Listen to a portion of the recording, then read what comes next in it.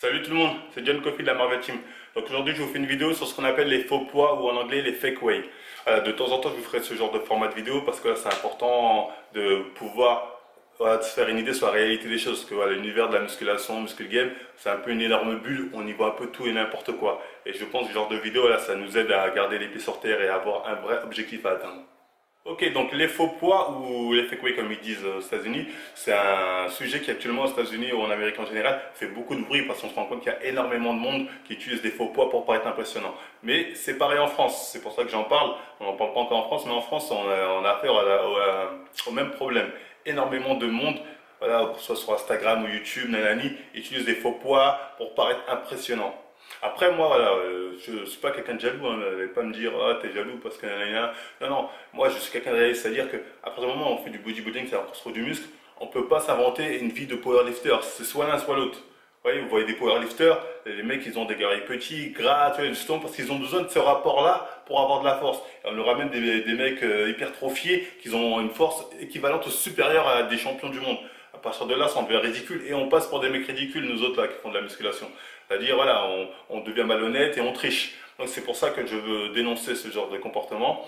Et voilà, pour illustrer mon propos, je vais vous montrer des images voilà, de cas concrets hein, qui ont été révélés aux États-Unis, où, voilà, où les personnes ont été prises en flagrant délit avec des faux poids et voilà, il n'y a même pas de discussion. J'aurais pu prendre des cas en France, mais bon, on va dire que je suis pas là pour.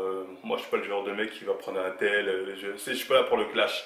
Aux États-Unis, au moins, ces cas-là, les mecs, voilà, ils s'en sont même pas défendus, tu vois. Voilà, c'est des cas qui sont avérés. Et voilà, ça risque pas de me retomber dessus. Donc voilà, pour ça que je vais utiliser des cas qui sont plus connus en Amérique pour vous démontrer voilà, que ce que je dis, c'est pas, c'est pas des bêtises. Voilà, on y va. Je vous montre les premières images. Ok, donc le premier cas, ça va être une figure brésilienne, Graiane Barbosa. Je ne sais pas si je dis bien son prénom. Elle nous fait la performance de lever 220 kilos. Vous pouvez regarder, regardez-moi son visage, sans difficulté. Elle pourrait se lever de son canapé, c'est la même chose. Alors que là, on est proche d'un record mondial. Hein. On se demande même pourquoi elle ne va pas dans le Guinness des records demander son chèque. Voilà, c'est vraiment là, on a affaire à une vraie mascarade. Hein. Personne ne lève 220 kilos en étant aussi paisible, j'ai envie de dire. Je vous mets une vidéo là de quelqu'un qui lève d'un homme là qui lève à peu près la même charge. Voilà, vous pouvez voir la différence. On a vraiment à faire une grande mascarade avec cette figure-là. Bon, allez, passons au cas suivant. Donc là, on va parler de Brad Castleberry. C'est le cas aux États-Unis qui a été vraiment le mec reconnu comme utilisant vraiment des fake way où voilà, il n'y a pas à discuter, c'est vraiment lui. Lui, on est vraiment dans l'abus. Le mec, voilà, regardez-moi un peu son développé couché. Voilà, il lève des charges de développé couché en ayant seulement un seul personne pour l'assister. Là où des powerlifters au même poids, voire en dessous, ont besoin de trois personnes. Voilà, et en plus, il excelle dans tous les domaines, j'ai envie de dire, au deadlift.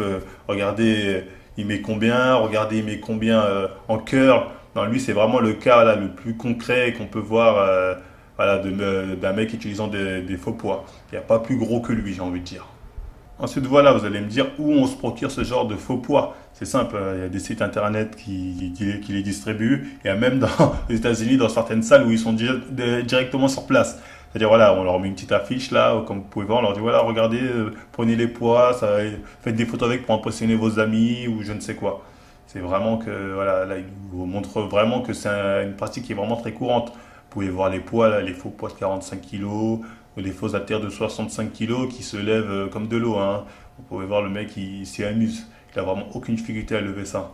Vraiment, ça, c'est des exemples concrets pour vous montrer que voilà, cette arnaque au faux poids, elle est vraiment réelle et elle est concrète. D'ailleurs, beaucoup de bouddhis l'utilisent aussi pour les photos, pour pas être impressionnant en photo. Hein. Faut pas croire que quand il y a une séance photo, ils ont le temps de lever un haltère de 70 kg. Non, non, ils utilisent des faux poids aussi. Ok, voilà, j'espère au moins que comme ça, c'est clair pour vous. En France, on a affaire à ce genre de cas aussi. Hein. Beaucoup de gens utilisent des poids de CrossFit ou bien voilà, vont faire des montages vidéo pour vous faire croire qu'ils lèvent tant ou tant, or que c'est faux.